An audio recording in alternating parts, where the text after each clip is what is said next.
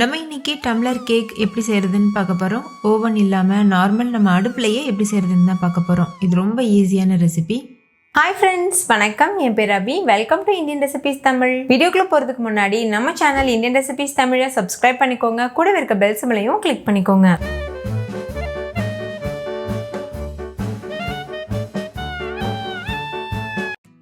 First இந்த recipe பண்ணுறதுக்கு ஒரு மிக்சி ஜாரில் 1.5 கப் அளவுக்கு சர்க்கரை சேர்த்துக்கோங்க.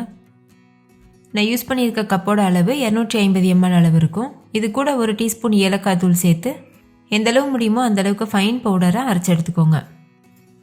இந்த பவுடரை ஒரு மிக்சிங் பவுலுக்கு மாற்றிக்கோங்க. இது கூடவே 2 கப் அளவு கோதுமை மாவு சேர்த்துக்கோங்க. 1/2 டீஸ்பூன் அளவுக்கு உப்பு, 1 டீஸ்பூன் பேக்கிங் சோடா, 1/4 கப் அளவுக்கு எண்ணெய் சேர்த்துக்கோங்க. எண்ணெய் ரிஃபைண்ட் ஆயில் சேர்த்துக்கோங்க. அதில் தான் எந்த ஃப்ளேவரும் இருக்காது. சேர்த்துட்டு இது நல்லா மிக்ஸ் பண்ணிக்கோங்க. கூடவே தேவையான அளவுக்கு காய்ச்சி ஆற வச்ச பால் சேர்த்துக்கோங்க. நான் ஃபஸ்ட்டு 1 கப் அளவு சேர்த்துருக்கேன். சேர்த்துட்டு நல்லா மிக்ஸ் பண்ணிக்கோங்க. கொஞ்சம் கூட கட்டிகள் இருக்கக்கூடாது, அந்த மாதிரி பார்த்து நல்லா மிக்ஸ் பண்ணிக்கோங்க. விஸ்க் வச்சு மிக்ஸ் பண்ணிங்கன்னா ஈஸியாக இருக்கும். விஸ்க் இல்லைன்னா ஃபோக் இல்லைன்னா கரண்டி வச்சுட்டு மிக்ஸ் பண்ணிக்கோங்க. இந்த ரெசிப்பியில் கோதுமை மாவுக்கு பதிலாக நீங்கள் மைதா மாவு கூட யூஸ் பண்ணிக்கலாம். மிக்ஸ் பண்ணும்போது ஒரே டைரெக்ஷனில் மிக்ஸ் பண்ணுங்கள். 2 பக்கம் மாற்றி மாற்றி மிக்ஸ் பண்ணக்கூடாது. இதோட கன்சிஸ்டன்சி பாருங்கள், இந்த மாதிரி தான் இருக்கணும். கெட்டியாக இருக்க மாதிரி இருந்ததுன்னா கொஞ்சமாக பால் சேர்த்துட்டு இந்த அளவு கன்சிஸ்டன்சி வர வரைக்கும் மிக்ஸ் பண்ணிக்கோங்க. ஓகே, இப்போ மாவு தயாராகிருச்சு. இது ஒரு ஓரமாக இருக்கட்டும். இப்போ இந்த மாதிரி டீ கிளாஸ் எடுத்துக்கோங்க. உங்கள்கிட்ட கப் கேக் போல்டு இருந்ததுன்னா அது கூட யூஸ் பண்ணிக்கலாம். இப்போ இதில் கொஞ்சமாக எண்ணெய் அப்ளை பண்ணிக்கோங்க. எல்லா இடத்துலையும் படுற அளவுக்கு நல்லா அப்ளை பண்ணிக்கோங்க. இதே போல் மீத இருக்க எல்லா டம்ளர்லையும் இந்த மாதிரி அப்ளை பண்ணிவிட்டு இது உள்ள கொஞ்சமாக கோதுமை மாவு சேர்த்துக்கோங்க. எல்லா இடத்துலையும் படுற அளவுக்கு நல்லா இந்த மாதிரி பண்ணிக்கோங்க. இது எதுக்காக பண்ணுறோன்னா, நம்ம கேக் செஞ்சு டிமோல்டு பண்ணும்போது அது இந்த டம்ளரில் ஒட்டாமல் வெளியில் வரணும். அதுக்காக தான் பண்ணுறோம். இதே போல் எடுத்து வச்சுருக்க மீத இருக்க எல்லா டம்ளர்லையும் பண்ணிக்கலாம். நான் 4 டம்ளர் எடுத்திருக்கேன். 4 டம்ளர்லையும் இந்த மாதிரி ரெடி பண்ணி வச்சாச்சு. இப்போ நம்ம ரெடி பண்ணி வச்சுருக்க மாவை இதில் ஃபில் பண்ணிடணும். மாவுலேருந்து 1 கரண்டி அளவு மாவு எடுத்து 3/4 கிளாஸ் வர வரைக்கும் இந்த மாதிரி ஃபில் பண்ணிக்கோங்க. அப்போ தான் அது பொங்கி வரும்போது கரெக்டாக இருக்கும்.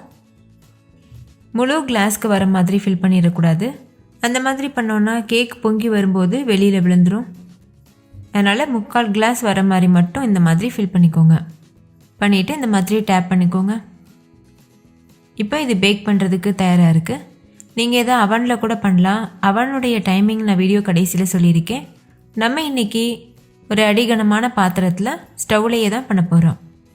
இப்போ இந்த மாதிரி பிரியாணி டப்பரா நான் சூடுபடுத்தியிருக்கேன். இது நல்ல அடிகனமான பாத்திரம். உங்கள் வீட்டில் இருக்கிற பழைய பாத்திரம் ஏதாவது கூட நீங்கள் யூஸ் பண்ணிக்கலாம். அதாவது யூஸ் பண்ணாத குக்கர், யூஸ் பண்ணாத டப்பரா, அந்த மாதிரி.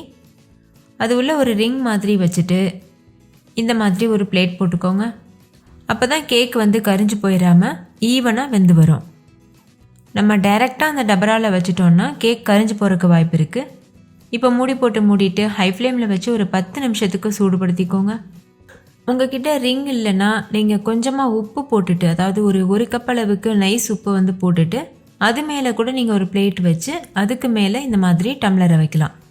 இப்போ 10 நிமிஷம் ப்ரீ ஹீட் ஆனதுக்கப்புறமா மூடி ஓப்பன் பண்ணிவிட்டு நம்ம எடுத்து வச்சுருக்க கிளாஸை உள்ளே வச்சுருங்க. வச்சுட்டு மூடிட்டு மீடியம் ஃப்ளேமில் வச்சு 15லேருந்து 20 நிமிஷத்துக்கு வேக வச்சுக்கோங்க.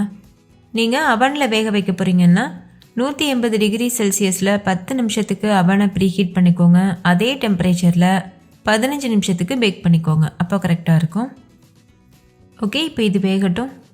15 நிமிஷத்துக்கு அப்புறமா மூடி ஓப்பன் பண்ணிவிட்டு ஒரு சின்ன குச்சி இல்லைன்னா ஒரு கத்தி வச்சு கேக் உள்ளே இன்சர்ட் பண்ணி பாருங்கள். மாவு ஒட்டாமல் வந்ததுன்னா வெந்திருக்குன்னு அர்த்தம். ஒருவேளை மாவு ஒட்டிட்டு வந்ததுன்னா வேகலைன்னு அர்த்தம்.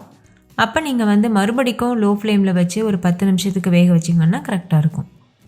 இப்போது 15 நிமிஷம் ஆகியிருக்கு. கேக் சூப்பராக பொங்கி வந்திருக்கு பாருங்கள். உள்ளேயும் நல்லா வெந்திருக்கு. இப்போ நம்ம லேசாக இதை ஆறுனதுக்கப்புறமா சர்வ் பண்ணிடலாம். நீங்களே பாருங்கள், பெர்ஃபெக்டான பஞ்சு போல் சாஃப்டான கேக் சூப்பராக தயாராக இருக்குது. நீங்களும் கண்டிப்பாக உங்கள் வீட்டில் ட்ரை பண்ணி பாருங்கள். இதுக்கு தேவையான பொருட்களும் ரொம்ப கம்மி, செய்கிறதும் ரொம்ப ஈஸி. குழந்தைங்கள்லாம் ஸ்கூல் விட்டு வரும்போது இந்த மாதிரி நீங்கள் செஞ்சு கொடுத்தீங்கன்னா ரொம்ப விருப்பப்பட்டு என்ஜாய் பண்ணி சாப்பிடுவாங்க. ஒரு ஸ்பூன் இல்லைனா கத்தி வச்சு இந்த மாதிரி ஓரங்களை எடுத்து விட்டு இது போல் டேப் பண்ணிங்கன்னா ஈஸியாக வெளியில் வந்துடும். அவ்வளோதான், ரொம்ப ரொம்ப சுலபமான டம்ளர் கேக் ஓவன் இல்லாமல் சூப்பராக தயாராகிருச்சு. நீங்களும் கண்டிப்பாக உங்கள் வீட்டில் ட்ரை பண்ணி பாருங்கள். ட்ரை பண்ணி பார்த்துட்டு டேஸ்ட் எப்படி இருந்ததுன்னு கமெண்ட்டில் சொல்லுங்கள்.